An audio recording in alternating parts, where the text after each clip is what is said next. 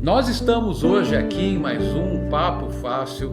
Que legal! Estou na sede da ABS, estou com o Paulo Millier Roque, presidente da ABS. Que legal a gente poder conversar. Tem coisas bacanas para contar sobre a ABS, não é isso? Sim, acredito que sim, né? Com certeza. E vamos já começar essa conversa. O que é a ABS? A ABS é a Associação Brasileira das Empresas de Software. A ABS começou há 36 anos atrás. Anos 80, né? É 86, né? É. Começou a... Ela apareceu nesta época para, na época, defender as empresas de software, as empresas que trabalhavam com software, porque o software era uma coisa nova e as pessoas, além de desconhecerem o software era muito copiado sem ser pago. E a gente tinha um problema danado de não conseguir vender um produto que a pessoa simplesmente conseguia fazer uma cópia e não entendia o que era uma licença de uso, que você precisava remunerar o autor do software para que ele pudesse desenvolver mais, e nós tivemos, na época, uma necessidade de colocar isso para o mercado, né? Existia também, na época, uma política de reserva de mercado. Sim. E muitos softwares estrangeiros eram proibidos de ser comercializados no Brasil. Ah, isso eu não sabia, ou não me lembro. Eu estava começando... Houve uma época do similar nacional. Se tem um similar nacional, você não poderia comercializar um software estrangeiro do mesmo tipo. Por exemplo, o Brasil não precisa de processador de texto, porque já temos um processador de texto brasileiro. O redator, da Itautec. Exatamente. Lembra disso? Que o redator... Lembrei agora. Exatamente. O Brasil não precisa de um banco de dados, porque já tem um banco de dados no Brasil, brasileiro. É que nem você falar... Olha, Samba. Tinha o Samba também, uma planilha eletrônica. Ah, o Samba era planilha, não era banco de dados. Era que nem você falar, olha, o Brasil não precisa importar filme de terror ou trazer um filme de terror estrangeiro, porque nós já temos um filme de terror nacional. Ou uma comédia, não precisa, nós temos comédia. Então isso era muito complicado, porque você não conseguia... Você tinha dificuldade de comercializar produto, mas na prática todo mundo usava. Então o que acontece? Isso aí ficava uma abertura para pirataria. Hoje mudou muito a ABS, os seus objetivos, etc. Mas na época a gente Começou assim. Que a Diligência, a empresa de investigação, se tinha software pirata, não tinha? Isso foi em 80... aí começou em 89. Nós tínhamos que ter uma lei de proteção ao software, ao direito autoral. E surgiram, junto com a lei do direito autoral, surgiu na época também a lei de software, que realmente começou a dar uma proteção legal às cópias de software, né? E nessa época nós tínhamos um problema de que não havia o conceito de que era errado copiar um software. Achava que isso é normal, se é fácil de copiar, por que eu vou pagar? Eu sou trouxa de pagar? Não, e ainda nessa época, ainda eram muito populares os disquetes. Então você copiava um disquete para o outro, dava o software para o amigo. Isso, comum, exatamente. Ou vendia na banquinha da esquina. Na Santo Figênio. Santo Figênio, Na Santo Figênio. Então, como é que você consegue desenvolver tanto uma empresa nacional como uma empresa estrangeira? Fica muito difícil no ambiente que estava. Claro. Né? Essa ideia da reserva de mercado era uma ideia muito arraigada no governo na época. Nós estávamos vivendo o governo militar, que queria proteger o Brasil de outras influências e queria fazer com que a indústria decolasse. Foi mais ou menos a mesma reserva de mercado dos computadores. Eu não sei se você pegou essa época, que nós não podíamos importar computador. Nós tínhamos que usar computador nacional. Era o Prológica, era o Nexus da Scopus. Tinha o Itautec. Tinha o... Microtech era muito popular. Muito forte. Microtech e o Nexus da Scopus, que era ligado ao Bradesco. Exatamente. E tinha um outro que era idêntico ao Macintosh. Ah, era uma cópia do Apple II.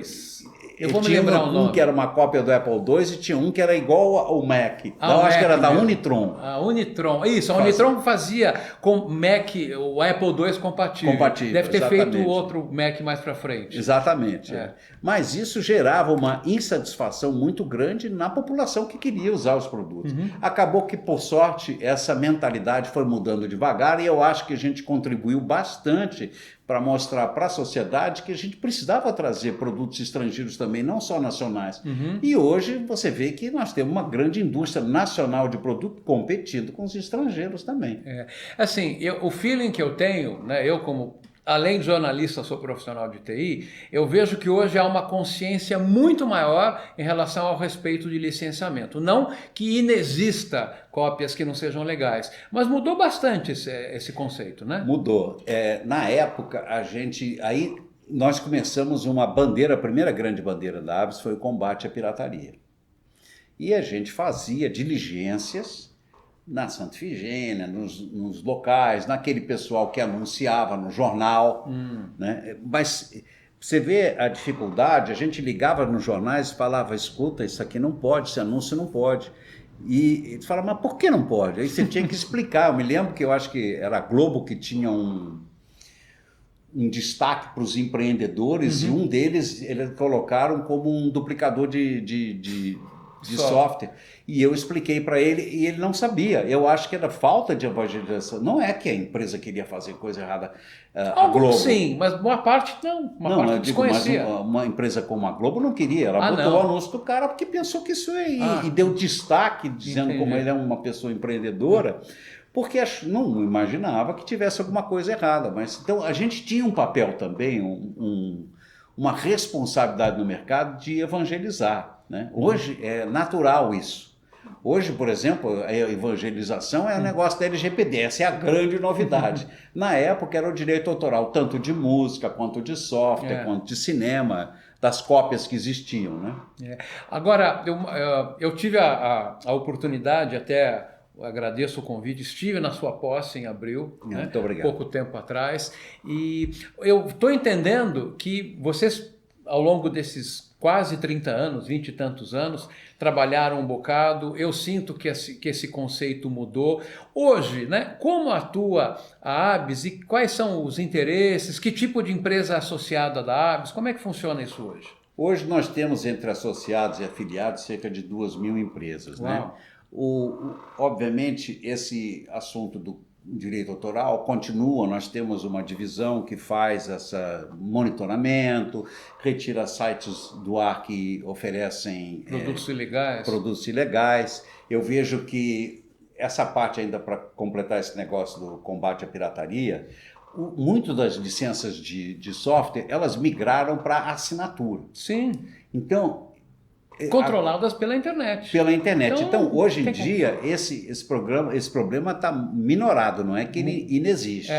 Mas ele hoje é muito menor, né? A pessoa faz uma assinatura, recebe todo mês, paga lá e fica utilizando. Se ele não utilizar, tem os mecanismos de controle.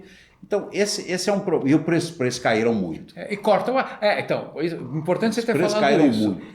Você, quando comprava o software de prateleira, vamos dizer que Microsoft Office, era um preço pesado. Muito pesado. Pesado porque o brasileiro tem um nível de renda, o americano tem outro, acho que o preço vinha aqui, convertiam, punham os impostos e tal, ficava muito alto. Agora, realmente, agora com as assinaturas, é um valor mensal super acessível, tem planos, no caso do Office, por exemplo, tem planos familiares, você paga uma assinatura, vale para 5 pessoas, né? E se não renovou, corta o acesso. Exatamente. E tem outras alternativas também. Por exemplo, o Google tem a suíte de Office dele, né? Tem assinaturas de armazenagem como o Azure, Amazon. Então, o Google também, né? O próprio Google também. Então, a coisa mudou bastante. E tem mais concorrência e floresceu e caiu o preço. O preço hoje é bastante acessível. Na época era difícil. Se tinha uma empresa que vendia lá com... sei lá, 10, 20 pessoas, vendendo 100, 200, 300 licenças por mês, você tinha que manter aquele povo com uma quantidade de licença muito pequena. E eu me lembro, acho que os campeões de audiência, entre aspas, né, de legais, era AutoCAD, Adobe, não sei se Microsoft também, mas passava por aí, né? O WordStar foi talvez um software muito pirateado. Na época eu tinha uma empresa chamada Abrasoft e a gente vendia o WordStar e a gente sentia na carne como era difícil vender. Mas os campeões de audiência eram os campeões de utilidade, né? Mas vida. Isso é praticamente passado, continua, mas não é o foco mais da gente, não é o foco principal, né? Se antes era 80%, 90% da atenção, hoje é 10%, 20%. talvez um pouco mais, talvez uns 30, 40, tá. por aí. Eu Mas, nem sei o número atual. Tá, mas e aí o que a ABS está olhando hoje? O que são esses outros 60, 65%? Na realidade, hoje, que a gente o foco nosso tem essa atividade também, mas hoje o nosso foco é ser uma empresa que apoia ter um país mais digital e menos desigual. Então a gente tem um foco de apoiar a sociedade como um todo, obviamente, além de prestar serviços para as empresas de software ou grandes usuários de software que são associados nossos. Nós temos uma listinha grande, tem uma colinha aqui, nós temos uma coisa que é importante, talvez uma das melhores coisas que a gente tem é o networking. São os comitês que nós temos, né? Nós temos hoje mais de 10 comitês. Nós temos o comitê de Business Intelligence Analytics, o desenvolvimento de negócio, onde você pode apresentar seu produto para outros parceiros. Nós temos também o Apps Conecta, que é um local onde as empresas podem vender com condições especiais para as outras empresas, porque com o Universo 2000, muita gente quer se associar para poder vender seu produto para a empresa de software, né? Nós temos o Comitê do Futuro do Trabalho, porque hoje eu acho que a gente vive um grande desafio na nossa sociedade, que é a migração da qualificação do trabalho. Muitas pessoas vão ter dificuldade de se colocar e muitas outras atividades estão faltando muitos profissionais. Então, hoje falta desesperadamente programador qualificado. Nós estamos sofrendo, nós estamos vendo que nós não temos e não vamos ter tão cedo, mesmo com todos os programas, inclusive a ABS participa de alguns, programas de formação de profissionais na área de programação. Olha. Está faltando. E tem mais outro efeito que está acontecendo. Os programadores brasileiros estão sofrendo assédio e contratação de empresas estrangeiras, europeias e americanas, onde ele recebe em dólar ou em euro e trabalha no Brasil gastando em reais. Que beleza. Ele trabalha home office, ele não precisa mais migrar para outro país. O mundo mudou, né? O mundo mudou muito. E esse é um evento, esse é um fenômeno relativamente recente da época da pandemia que começou. Ele se intensificou muito na pandemia porque passou a ser aceitável o trabalho de home office de uma forma que não era antes. Então hoje a gente tem um problema de estar competindo com empresa estrangeira que tem um poder de pagamento, de remuneração mais alto do que as empresas brasileiras. Então, aí falta. Por outro lado, muitas profissões estão sofrendo um risco de terem seu pessoal desempregado. Por exemplo, quando entrar essa automação toda de veículo, o que nós vamos fazer com o motorista de caminhão de 50 anos? Quando o caminhão ficar todo automático daqui a 5 anos, ou logo, não é daqui a 20 anos. Nós vamos fazer o que com ele? Como sociedade. A ABS quer ajudar nisso. Agora, a gente vai ensiná-lo a programar. Será que ele quer? Nós estamos trabalhando para que a gente possa ajudar a migrar. Por isso um Brasil mais digital e menos desigual, né? Além disso, além dos comitês, quer dizer... Continuando aqui nos comitês, nós temos um de compras públicas que trabalha junto ao governo. A gente tem muita presença no governo federal, por exemplo, e nos governos estaduais, para que a gente tenha legislações de compras públicas, como uma legislação especial para startup, uma legislação especial para inovação, para o governo comprar inovação. Que são processos de compra diferentes, né? Tem especificidades, né? Tem. A Lei 8666, que é a lei das licitações, ela foi muito modernizada e ela permite hoje dar muito mais liberdade aos agentes públicos para comprar uma solução inovadora. Está começando ainda isso daí. Os compradores, os agentes públicos ainda têm um pouco de receio, porque tem um Tribunal de Contas, de repente eles fazem uma coisa que eles não estão habituados a fazer e têm medo de sofrer alguma sanção. Mas a gente está ajudando nesse processo, né? Ajuda tanto as empresas a entender como é o processo, quanto aos entes do governo. Nós temos um comitê regulatório que trata dos regulamentos de uma forma geral, o cybersecurity, porque isso é um grande problema. A cybersecurity é um grande problema, inclusive a gente está montando uma parceria para formar uma grande quantidade de técnicos em cybersecurity, em parceria com o Gabinete de Segurança Institucional do Governo Federal, do Ministério de Ciência e Tecnologia, da Softex e da ABS, né? Nós estamos montando um programa, ainda não está pronto, ainda vai demorar um pouco, mas nós estamos trabalhando nisso. Paulo, eu sabia... Tem mais coisa ainda. Então, eu sabia que a ABS tinha mudado o foco, na verdade, fez uma abertura muito legal, né? Praticamente cada comitê desses aí dá para a gente fazer um papo fácil novo. Dá.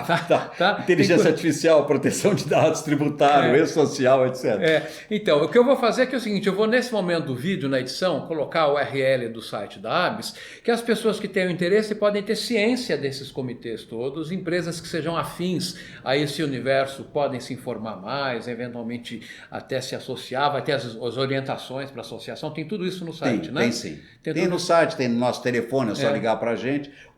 Você pode colocar o URL, mas é bem simples, é abis.com.br. Acabou. Vai estar aqui de toda forma, para a pessoa não dizer, dizem que o que a gente vê você fixa mais do que o que você só ouve. Então vai ter os dois. Eu sou assim também, mais visual. Né? Exatamente. Olha, Tem mais coisa, viu? Eu falei só de um tópico. Você falou o que a ABS faz hoje. Eu falei da área de comitês. Faz assim, como o nosso tempo já está praticamente estourado, faz um overview, né, das outras áreas. Bem rápido. Nós temos uma assessoria jurídica muito boa para os associados. Nós temos uma assistência médica e odontológica muito boa também. Nós fazemos um serviço de emissão de certidão para licitações, que é um serviço que a gente faz uma varredura, uma verificação se realmente a pessoa está legal e tem direito àquela certidão, porque ela é muito respeitada no mercado. Né? Nós temos um programa, uma empresa ética, que emite inclusive certidão de a empresa é ética, que deu treinamento para os seus funcionários. Nós temos um trabalho de LGPD muito grande, nós temos um trabalho de ESG, nós temos um diagnóstico de sustentabilidade que a empresa pode entrar, e também de LGPD, ela pode entrar lá anonimamente, fazer esse diagnóstico e ver como é que ela está enquadrada, se tem muita coisa a melhorar ou não, que a gente solta um relatório. São, 2.000 empresas de software, em 24 estados, além do Distrito Federal. Nós representamos 80 milhões de faturamento, 85% de faturamento de software no Brasil. Puxa vida. Olha, Paulo, eu estou absolutamente e positivamente surpreso, né? Eu sabia que eu ia vir conversar com você, que você ia me mostrar um cenário diferente, até porque a ABS não aparece mais no jornal como aparecia nos anos 80 e 90, que quando pegava alguém, publicava, tinha umas coisas assim. Então, assim, olha, eu estou realmente bastante encantado que as pessoas que tenham interesse já têm aqui a dica de como fazer contato, como se inscrever eventualmente, e a gente vai precisar daqui a um par de meses voltar a conversar para contar outras histórias, pode ser? Claro, à vontade, estamos aqui à disposição. Muito obrigado pela oportunidade. Puxa vida, eu que agradeço. Esse foi mais um Papo Fácil aqui com Paulo Millier Roque, presidente da ABS. Super obrigado e até uma próxima conversa. Até lá. Obrigado a você. É assim?